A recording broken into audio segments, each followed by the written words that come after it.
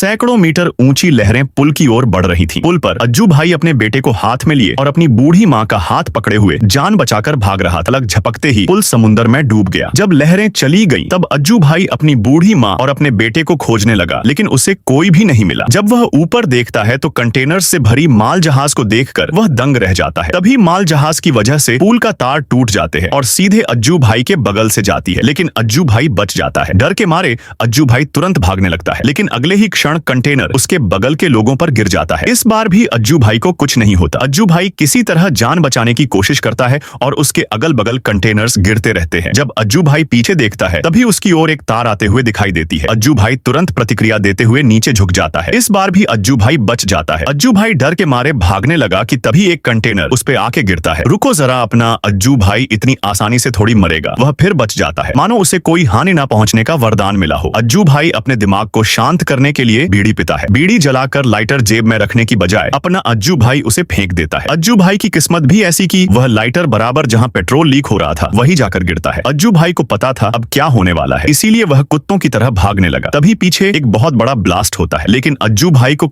इस बार भी कुछ नहीं हुआ। माल जहाज के कंटेनर्स उड़ के बिल्डिंग में जा घुसे। अगले ही पल दिखाया जाता है कि पूरा शहर अब पानी में डूब चुका है। लोग अपनी जान बचाने के लिए पानी में तैर रहे हैं, लेकिन उनकी किस्मत हमारे अज्जू भाई जैसी थोड़ी थी। तभी हाई वोल्टेज बिजली का खंभा पानी में गिरता है और लोग शोक से तड़पने लगते हैं। सौभाग्य से एक जोड़े की किस्मत अज्जू भाई जैसे निकली थी और वह लोग किसी तरह एक खंबे पे लटके हुए थे। आदमी ऊपर जाकर अपनी बीवी की ओर हाथ बढ़ाता है कि तब एक कांच की खिड़की उस पे आके गिरती है, जिससे वह भी पानी में जा गिरता है। फिर भी उसकी बीवी ने किसी तरह उसका हाथ पकड़ा हुआ था, लेकिन अगले ही पल उसका हाथ छूट जाता है। आगे एक बुजुर्ग आदमी ने उस महिला के पति को हाथ देकर बचाता है, लेकिन तभी और एक बहुत बड़ी लहर आ रही थी।